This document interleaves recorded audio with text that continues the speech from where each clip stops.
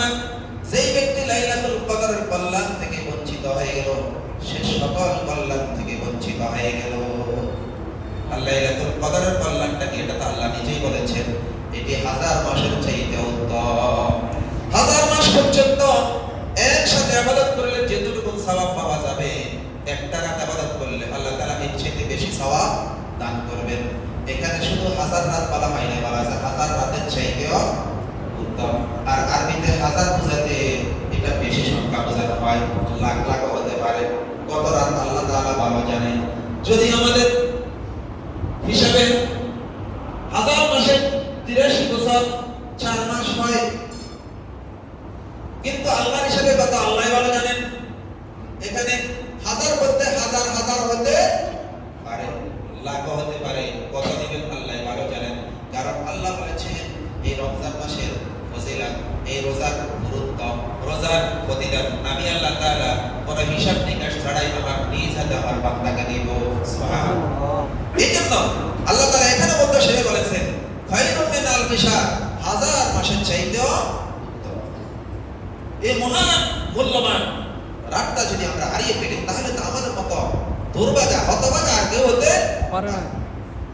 রাসূলুল্লাহ সাল্লাল্লাহু আলাইহি সাল্লাম মিম্বারে দাঁড়িয়ে একবার আমিন আমিন বলছিলেন। সাহাবায়ে বললেন, ইয়া রাসূলুল্লাহ, কেন আপনি মিম্বারে দাঁড়িয়ে 3 বার আমিন বললেন? আল্লাহ রাসূল বললেন, কেন 3 বার আমিন বললেন? এর মধ্যে একবার কথা তোমাকে শোনাই। আল্লাহ জিবরাইল আমাকে এসে আল্লাহর পক্ষ থেকে বলেছে, ইয়া রাসূলুল্লাহ, যে ব্যক্তি রমজান মাসের মতো গুরুত্বপূর্ণ মাস পেল, বেজর রাত পেল, লাইলাতুল কদর রাত পেল, এরকম কোরআন নাযিলের মাস পেল, গুরুত্বপূর্ণ সময়টা পেল, কিন্তু তার জীবনের গুনাহটা মাফ দিতে পারে নাই, সেই ব্যক্তি ধ্বংস হোক। আমাকে বলা হয়েছে আপনি আমিন বলেন, আমি বললাম আমিন। কি আমাদের জন্য সুখবর না সতর্কতা? যদি এই রমজান মাস পাওয়ার পরেও, এই শেষ দশক পাওয়ার পরেও, লাইলাতুল কদরের মতো রাত পাওয়ার পরেও আমার গুনাহটা যদি মাফ না নিতে পারি, আমি যদি অপরাধ থেকে মুক্ত না হতে পারি, তাহলে আমার মতো হতভাগা আর কেউ নাই। রাসূল বলেছেন সে ধ্বংস হোক, আল্লাহ বলেছেন ধ্বংস হোক, জিবরাইল বলেছেন ধ্বংস হোক, আর পরে রাসূল বলে দিয়েছেন আমিন। আমিন বলা মানে ওইটা সমর্থন করা, এটা ধ্বংস হোক। প্রিয় হাজিরিন, এই জন্য লাইলাতুল কদরের গুরুত্ব আমাদেরকে দিতে হবে। আর লাইলাতুল কদর মানে 27 রাতের জন্য এখন থেকে আমাদের নাকটা বসে গেছে, গোশত খাওয়ার জন্য প্রস্তুতি গ্রহণ করব। এটার নাম লাইলাতুল কদর, এটার নাম শবে কদর। শেষ দশক গুরুত্ব সহকারে আমাদেরকে ইবাদত করতে হবে। আর সেই গুরুত্বের সাথে ইবাদত করার জন্য শেষ দশকে যেই কাজটা আল্লাহ রাসূল করেছেন, সাহাবায়ে کرام করেছেন, সেটি হচ্ছে ইতিকাফ। সেটি কি? ইতিকাফ। ইতিকাফ, ইতিকাফ শব্দের অর্থ হচ্ছে নিজেকে আটক রাখা, দুনিয়ার কাজ কারবার থেকে, পরিবার পরিজন থেকে, বিভিন্ন পরিবেশ থেকে নিজেকে মুক্ত রেখে মসজিদের মধ্যে নিজেকে আবদ্ধ করে রাখা, আটকে রাখা, এটার নাম হচ্ছে ইতিকাফ। আল্লাহ রাসূল সাল্লাল্লাহু আলাইহি সাল্লাম বলেছেন, যে ব্যক্তি আল্লাহকে সন্তুষ্টি করার জন্য আল্লাহর ঘরে একদিন ইতিকাফ করবে, আল্লাহ তাআলা তার থেকে জাহান্নামকে 3 ফরসব দূরে করে দিবেন। সুবহানাল্লাহ।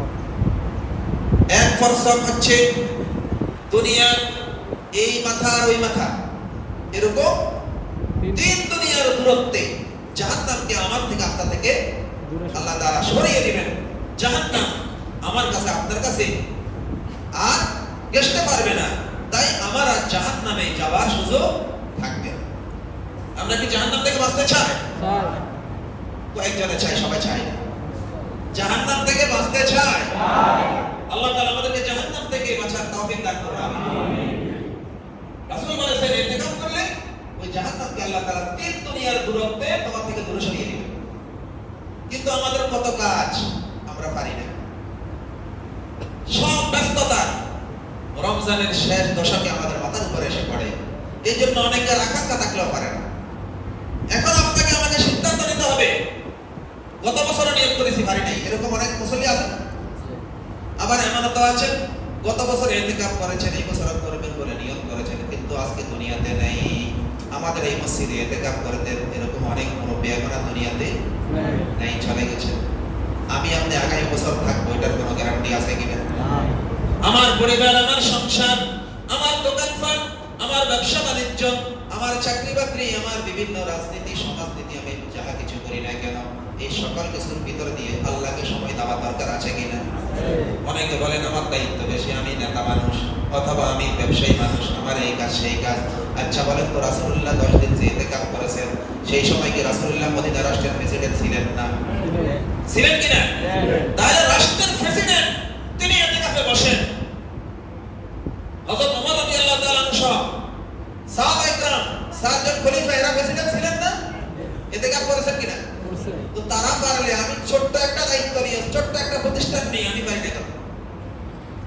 বিশেষ করে স্কুল কলেজের যে সমস্ত শিক্ষার্থী এবং শিক্ষক, সম্মানিত শিক্ষকবৃন্দ রয়েছেন, আপনাদের জন্য তো বিগত বছরগুলোতে সরকার একটা সুযোগ করে দিয়েছে। এই বছর পুরো রমাদান ছুটি দিয়ে দিয়েছে।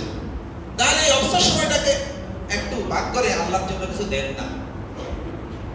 আপনার বাড়ির পাশে যে মসজিদটা, সেখানে আপনি কিছু সময় দেন, ইতিকাফটা করেন, অনেক লাভ। আপনি এখানে না ঢুকলে বুঝতে পারবেন না, আর একবার যদি ঢুকেন ইনশাআল্লাহ প্রতি বছর আপনার দিল আপনাকে টেনে নিয়ে আসবে। এই জন্য ইতিকাফের নিয়ত করা আমাদের সকলেরই কর্তব্য। ইতিকাফ ছাড়া শেষ দশকের পরিপূর্ণ ইবাদত লাভ করা অনেকটা অসম্ভব এবং লাইলাতুল কদর হারিয়ে ফেলার সম্ভাবনা বেশি। আমি কি অবাস্তব বলছি নাকি বাস্তব? অনেকের খবরে থাকে না। প্রতি রাত ইবাদত করা যদি একটা পরিবেশে থাকেন তাহলে সহজ সম্ভব। আপনি পরিবেশে না থাকলে এইভাবে অনেক সময় সম্ভব না। আল্লাহ রাসূল সাল্লাল্লাহু আলাইহি ওয়াসাল্লাম জীবনের শেষ ভাগে এইভাবে প্রতি বছর শেষ দশক ইতিকাফ করতেন। একদম শেষ বছরে এসে আল্লাহ রাসূল সাল্লাল্লাহু আলাইহি ওয়াসাল্লাম 20 দিন ইতিকাফ করেছেন। আগের বছর 10 দিন একটা কারণে ছুটে গেছিল, সেটা এখন বলবো না, সময় নেই। সেই ছুটে যাওয়া ইতিকাফকে আল্লাহ রাসূল পরবর্তী বছর কাজা করেছেন একসাথে কয় দিন? 20 দিন। আমরা তো এটাকে গুরুত্ব দিই না। এটা ছুটে গেলে বা কি, জীবনে একবার না করলেও কি, এটার কোনো গুরুত্ব আমাদের কাছে নেই। গুরুত্ব দেওয়ার দরকার আছে কিনা? আছে। এই বছর ইনশাআল্লাহ নিয়ত করা যাবে তো? নিয়ত করেন। আর ইতিকাফ করার জন্য শুধু দাড়ি পাকা বুড়া বুড়া লাগবে, জওয়ানরা ইতিকাফ করা জায়েজ নাই অথবা প্রয়োজন নেই, এরকম করা বিষয় আছে কিনা? জওয়ানরা বেশি করা দরকার। জওয়ানরা যদি যৌবনকালে ইবাদত করে তাহলে একদিকে আল্লাহর আরশের নিচে ছায়া তো পাবে, দ্বিতীয়ত বুড়া বয়সে ইবাদত করার আলাদা মজা পাবে। আর বুড়া বয়সে এসে যারা ইবাদত করেছেন তারা আসলে ওই মজা পান না। বাস্তবে এটা বুড়া বয়সের ইবাদত। এই ক্ষেত্রে দরুসি দাঁড়াতে পারে না, বসতে পারে না, কোমর বাঁকা হয়ে যায়, অসুস্থতা, কত রকমের সমস্যা। জওয়ান বয়সে এত সমস্যা কি আসেনি? এই জন্য জওয়ান বয়স ইবাদতের গুরুত্বপূর্ণ বয়স। তাই আমরা চেষ্টা করব এই বছরে ইতিকাফে ইনশাআল্লাহ বেশি সংখ্যক মানুষ নিয়ত করব। আমাদের এখানে আশপাশে এই সমাজে যারা আছেন তাদের মধ্যে থেকে আপনারা নিয়ত করেন ইনশাআল্লাহ। আমি তো প্রতি বছরের মতো আপনাদের সাথে খাদেম হিসেবে আছি, এই বছরও থাকবো ইনশাআল্লাহ। আমি হাত তুলতে বলছি না, যারা নিয়ত করা তারা নিয়ত করেন। আর যারা নিয়ত করবেন তাদের কাজ হচ্ছে আপনার পাশে আরেক ভাই, তাকে টার্গেট করা, তাকে ইতিকাফে নিয়ে আসা, তাহলে আপনার জন্য অনেক কিছু সহজ হবে। ইতিকাফের এই সময়তে আপনি চিন্তা করবেন যে আমি কবরে তো একদিন যেতে হবে, এখন আর আমি দুনিয়াতে নাই। পরিবার পরিজন থেকে বিচ্ছিন্ন হয়ে গেলে কেমন সময়টা যায় এটা আপনার দেখার সুযোগ হইল। আর একটা আনন্দ, যারা ইতিকাফ করে বাড়িতে যাবেন পরিবারের কাছে, সেই দিন নতুন একটা আনন্দ পাবে। ছেলে মেয়ে স্ত্রী সবাই 10 দিন পরে আপনাকে দেখবে, আলাদা একটা আনন্দ হবে না? আলহামদুলিল্লাহ। যারা ইতিকাফ করেন না তারাই আনন্দ বুঝবেন। এজন্য এটা সবাই নিয়ত করবেন। আর ইতিকাফকারীদের বিষয়ে পরবর্তীতে আমরা ইনশাআল্লাহ আরো বিষয় বলবো। তবে এই বছরের ইতিকাফ করার জন্য নির্ধারিত যে সময়, যেহেতু আজকে 16 রোজা, 20 রোজা হচ্ছে মঙ্গলবার দিবাগত রাত থেকে 21 রাত শুরু হবে।